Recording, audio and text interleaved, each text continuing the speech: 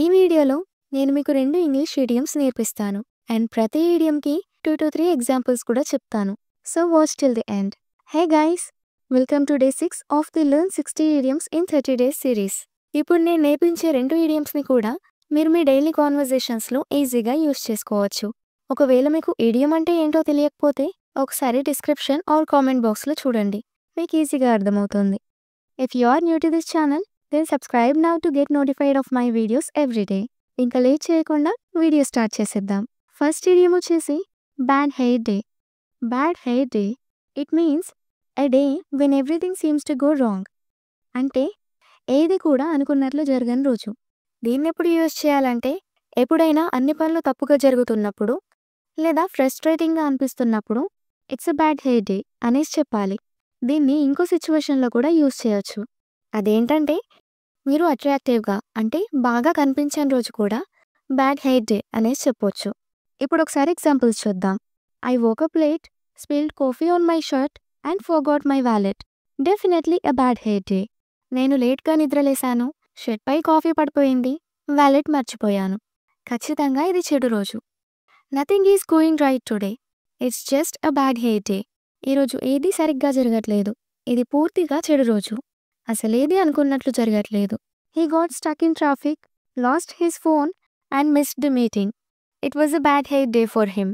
అతను ట్రాఫిక్లో చిక్కుకున్నాడు, ఫోన్ పోగొట్టుకున్నాడు, తర్వాత మీటింగ్ మిస్ అయ్యాడు. ఇది అతని చెడు రోజు. అంటే అతని రోజు అస్సలు బాలేదు అని అర్థం. I'm trying to style my hair but it's just not cooperating. It's a bad hair day.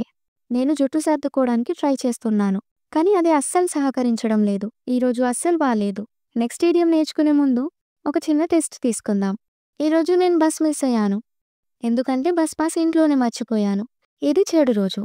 ఇప్పుడు ఒక 15 సెకండ్స్ టైం ఇస్తాను. దీన్ని ఇంగ్లీష్లో ఎలా చెప్తామో కామెంట్ చేయండి. Your time starts now.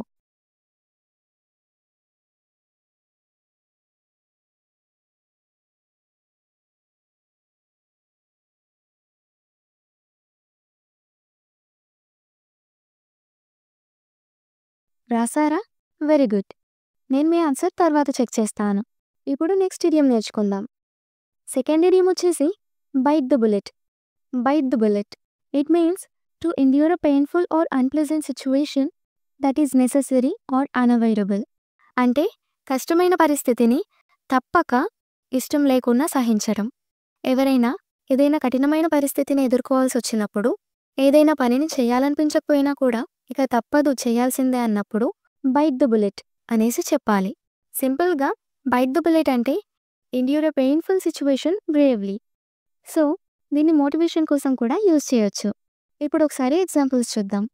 I don't want to spend the money but I will have to byte the bullet and by the new phone. నాకు డబ్బు ఖర్చు పెట్టడం ఇష్టం లేదు, కానీ తప్పకపోవడం వల్ల ఇష్టం లేని పని చేసి అంటే డబ్బు ఖర్చు పెట్టి కొత్త ఫోన్ కొనాల్సి వస్తుంది. After months of hesitation he finally bit the bullet and asked for the promotion. కొన్ని నెలల మొహమాటం తర్వాత అతను అడగడం ఇష్టం లేకున్నా కష్టంగా అనిపించిన ప్రమోషన్ కోసం అడిగాడు. She decided to byte the bullet and go through with the surgery.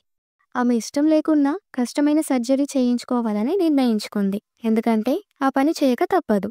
Now it's time for a quick test. అతను ఇష్టం లేని కష్టమైన పనిని చేయాలని నిర్ణయించుకున్నాడు. ఇప్పుడు 15 సెకండ్స్ టైం తీసుకొని దీన్ని ఇంగ్లీష్లో ఎలా చెప్తామో కింద కామెంట్ చేయండి. Your time starts now.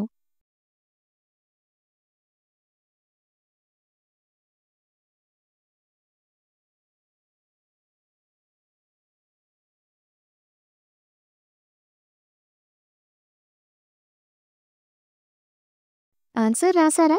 Great. ఇప్పుడు మీ అందరి ఆన్సర్స్ చెక్ చేస్తాను. ఇప్పుడు ఏం చేయాలో మీకు తెలుసు కదా. Take a notebook and a pen.